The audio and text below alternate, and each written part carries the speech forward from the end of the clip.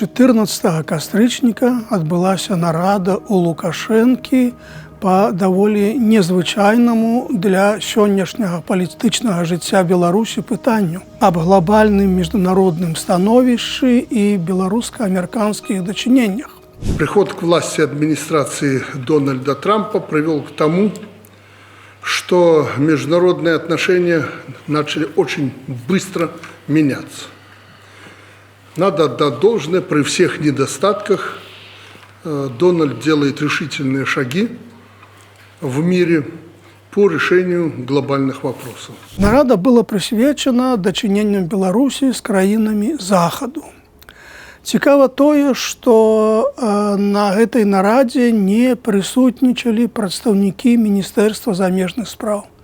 То бок замежная палітыка ў Беларусі абмяркоўваецца без удзелу МЗС. І цікава, што галоўным спікерам, які каментаваў вынікі нарады, стаў старшыня КДБ Иван Терцель. Этот диалог уже принес существенную пользу для стабилизации ситуации в регионе. Конечно же, отношения с нашими соседями, это Польша, традиционно это Прибалтика. Наверное, не будет большой тайной сказать, что у нас есть каналы общения с нашими партнерами. Этот диалог ведется, и в том числе по линии спецслужб. І з гэтага можна зрабіць такую выснову, што паколькі КДБ кантралюе барацьбу беларускага рэжыму з апазіцыяй, кантралюе ўсе працэсы вакол палітвязняў, то дачыненні з Захадам разглядаюцца афіцыйным Менскам праз прызму вызвалення палітвязняў. І галоўная выснова, галоўны мэсэдж гэтай нарады палягае ў тым, што Беларусь прапаноўвае Захаду палітыку разрадкі напружанасці. Гэта вельмі цікавы паварот. Упершыню з 2020 году Беларусь вяртаецца да Захаду з прапановай разрадкі, таму што дасюль усе 5 гадоў усе нарады, якія былі ў Лукашэнкі, яны зводзіліся да таго, што трэба мабілізавацца, мілітарызавацца дзеля барацьбы з ворагам, трэба даць адпор, бо Захад толькі чакае, каб напасці на Беларусь, палякі хочуць захваціць заходнюю Беларусь і так далей. Ну а вось цяпер такі цікавы паварот. Их предложения глобальные, большой сделки, как они умеют говорить, любят они эти большие сделки. Мы к этому готовы.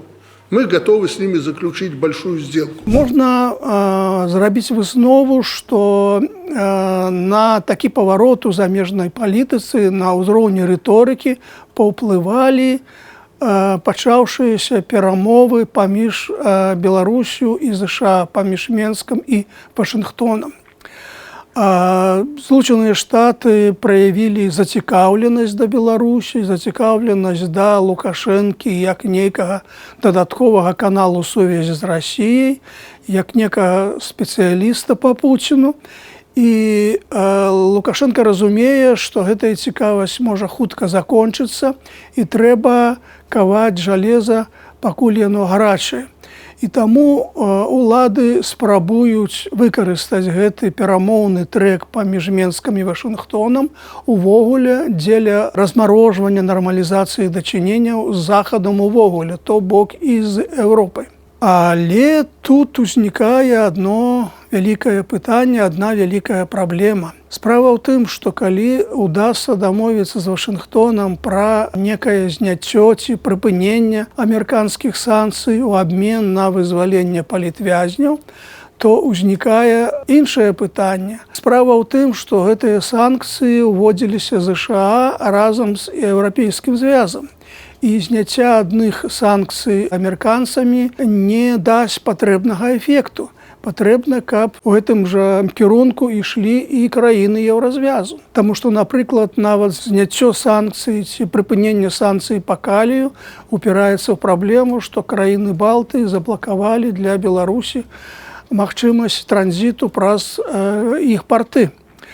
І таму патрэбна рашэнне і гэтых суседніх краін. Але якраз у гэтым пытанні Еўропа пака не збіраецца ісці услед за Злучанымі Штатамі. І тут у палітыцы Еўрапейскага звязу адносна Беларусі вельмі важную ролю адыгрываюць суседзі Беларусі.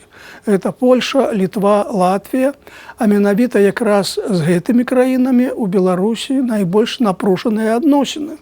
Вось недавно палякі на пэўны час перапынілі рух на мяжы, перакрылі мяжу. Таму трэба неяк дамаўляцца з суседзямі.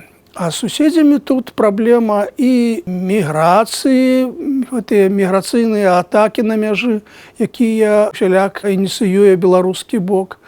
Тут і падтрымка урадамі Літвы і Польшы беларускай апазіцыі, што вельмі не дападобы афіцыйнаму Менску. Гэта стварае канфліктны вузел, які ў сённяшніх умовах даволі цяжка вырашыць. Акрамя таго, вельмі моцным абмежавальнікам у адносінах у палітыцы размарожвання адносін з Захадам з'яўляецца Расія. Наўрад ці Расіі будзе падабацца вось такі новы паварот, такі новы курс у палітыцы афіцыйнага Менску. Больш за тое, сёння мы назіраем, што адбываецца эскалацыя адносін Расіі з Захадам.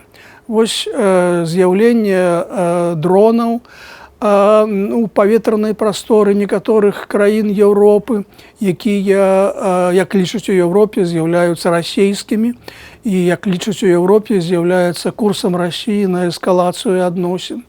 І на гэтым тле прапанова афіцыйнага Менска ідзе як бы на супрацьходзе. Гэта супрацьлеглыя тренды. Расія бярэ курс на эскалацыю, а Беларусь бярэ курс на размарожванне адносін. Яны супярэчаць адно другому. Ну і самае галоўнае, патрэбны не словы, патрэбны не рыторыка, патрэбны рэальныя дзеянні. І вось тут узнікае вялікая праблема. Таму што Еўрапейскі звяз лічыць, што спачатку Беларусь павінна спыніць мігранцкія атакі на мяжы, павінна спыніць палітычныя рэпрэсіі, павінна вызваліць палітзняволеных, і толькі потым павінны начацца перамовы. То бок вось усе гэтыя захады разглядацца павінны як папярэдняя умова. А ў адносінах у перамовах Злучаных Штатаў вось гэтыя пытанні разглядаюцца як перамоўныя пазіцыі, як некі элемент торгу.